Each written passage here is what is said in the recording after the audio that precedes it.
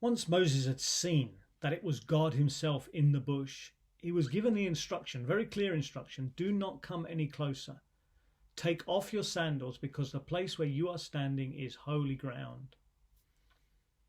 And when God calls us, the process has its own structure. He doesn't issue us as a first thing job descriptions and task lists, but he calls us to worship. Everything works best in the proper perspective, and the mandate Moses was being given would be utterly dependent on the proper perspective of who it was who was calling him and sending him.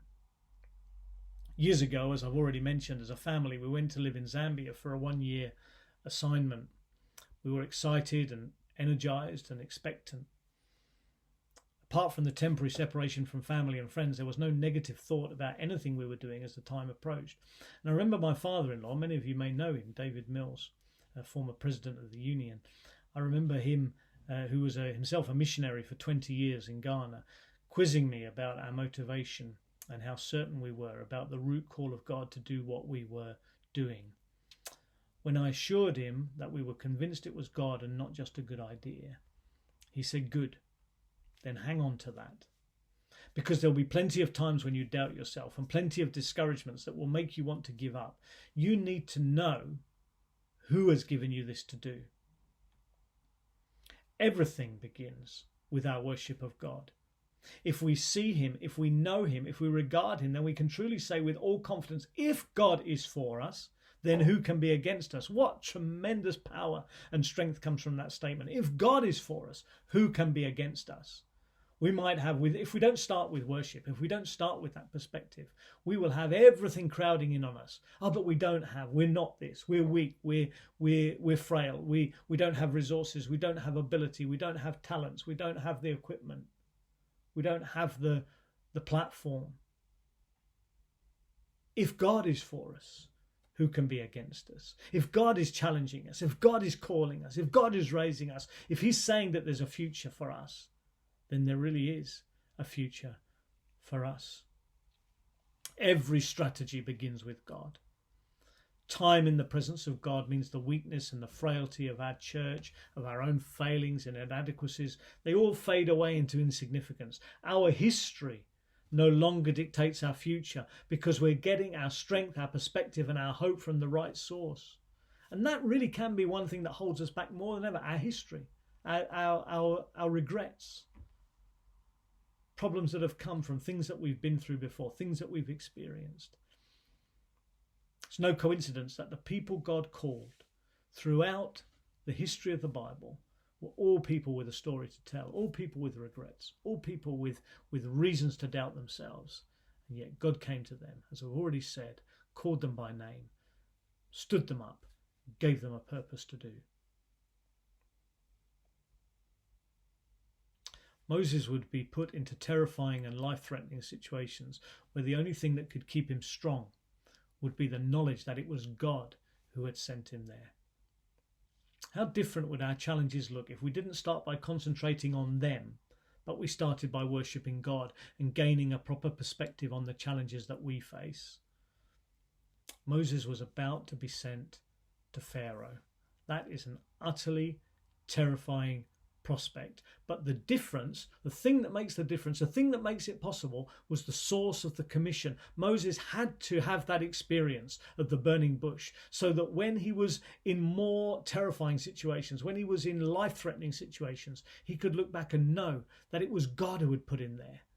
Pharaoh was the most powerful man in the land. He was the one who held the whole people of Israel under the yoke of oppression. And yet Moses would stand before him, confident that it was God who had put him there and given him the words to say. We need that perspective on the challenges that we face. Otherwise, we'll fail. God came down to Moses not for his own sake, but because he said, "I have indeed seen the misery of my people in Egypt. I have heard them crying out because of their slave drivers, and I am concerned about their suffering." In calling us, in giving us a purpose, God's primary motivation is not our circumstance or even the state of our church. His ear is towards those who are suffering under oppression, spiritual, emotional, physical, and financial. This world needs a church. This world needs a church with a loud voice. This world needs a church with faith and confidence and expectation in our God, because it is suffering. We live in a world that is lost in darkness. The whole COVID pandemic has revealed the poverty of our spiritual resources and how easily we fall prey to fear. We just wait for another pronouncement and another instruction, and then nobody seems to know which way to turn. All perspective is gone, and we're either at the mercy of a virus or those who report on it, whether scientists, governments, or journalists. In the book of Jonah, in the story of yet another commissioning by God, the Lord spoke to Jonah and said, "And should I not have concern for the great city of Nineveh, in which there are more than 120,000 people who cannot tell their right hand from their left, and also many animals?" I love that footnote, also many animals. God is a good God, even loves the animals. But first in his heart were those 120,000 people who cannot tell their right hand from their left. What a parallel with the world that we live in. They don't seem to be able to tell our right hand from their left. Nobody would want the job of governing in this situation. There is no easy way to do it, and we have to have sympathy for those who make the decisions that they do. But at the same time, we can honestly say that as a people, no one seems to know their right hand from their left. This world needs a movement of God. We have to be honest and say that often our concern and angst can be for the church and its survival. The first concerns raised in the pandemic seem to be from churches where we were we're worried about our services and whether we'd be able to do what we were always used to doing. But perhaps in the midst of our lockdown, at a time when it seems the church has been suppressed, talk about virus suppression, feel like the church has been suppressed, God is coming to us in our own burning bush moment. Not to sympathise with us, but to wake us up to the state of the world that we live in. This world boasts economic strength, scientific prowess, a Babel-like confidence in humanity's ability to solve all its problems.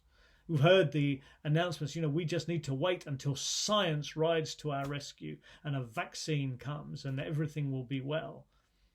And yet you only have to read beneath it a little bit to show that things are not quite so certain when it comes to our expectations for the power of science. Everything is suddenly brought low by a virus. Everything we thought was certain has collapsed. There is fear, there is anxiety, there is stress, lack of direction, lack of leadership, lack of perspective. What do? Rather than pulling us down with it, could this be a moment where God comes to us and calls us again to rise up and to worship him and to find our strength and our confidence in him above all things and in his purposes that go beyond the ages? Without everything we're used to defining our worship, carefully putting our faith and trust in him again. Everything that we thought defined us as a church has gone. And yet God is still on the throne. God still has purposes in this world, and God is still calling us to be part of it. The world around us is under the cruel rule of slave drivers. An invisible virus is keeping people locked up physically and spiritually. If ever there was a time for the church to discover its voice and its mandate, it is now. This is not about money and resources. The pandemic shows there's no power in those. It's not about knowledge and influence. There's no safe path that's laid out before us. But we have something that can make a difference. We have confidence in the eternal God, that though everything is shaken, we are inheriting a kingdom that cannot be shaken. And that's the message that we have, the eternal hope that is held out in the gospel. We are perfectly positioned, just as Moses was perfectly positioned in the middle of the desert to receive the call of God and to hold out the word, to hold out the message that makes a difference in the lives of people. This is our challenge at this time. If ever there was a time for us to proclaim the unshakable kingdom of God and the eternal hope held out in the gospel. Surely it is now. We are as qualified as Moses. But if we'll worship, if we'll pray, if we believe in the possibility that God can and will give us opportunity, we can be part of another great liberation, a great exodus, not from pandemics or anything else, but a liberation of the human spirit to find hope and salvation and peace and joy through the gospel we hold so dear. If this period of time teaches us anything, it's of the need humanity has for the gospel. And the church mustn't give up, mustn't disqualify itself, but have eyes open and ears inclined to hear what it is that God is saying and what it is that he would have us do. Sometimes it can be at the simplest level, but unless we respond, unless we take hold of all that he's giving us to do, then we have no purpose. We have a life-changing, life-saving message of hope. God bless you. Thank you for listening. Our final set of questions for discussion starters are these. Proper perspective is key. When thinking and planning, how often do we start with prayer and worship as if everything depended on it? It's a good question. Second, would you say our planning and work is geared more towards the congregation or the community in which it is set? Let's be honest with ourselves. Do an assessment of how we prioritise and where we put our time and our effort. Number 3, how do you think the COVID era will impact your congregation? Does the call of Moses encourage you to believe it could mean a renewal and a restoration of the church's purpose and impact in the world? And why and how? 3 simple questions, endless discussions, I'm sure. It's been great to spend this time with you. I look forward to just finishing off now as we go back to Zoom. Thanks a lot.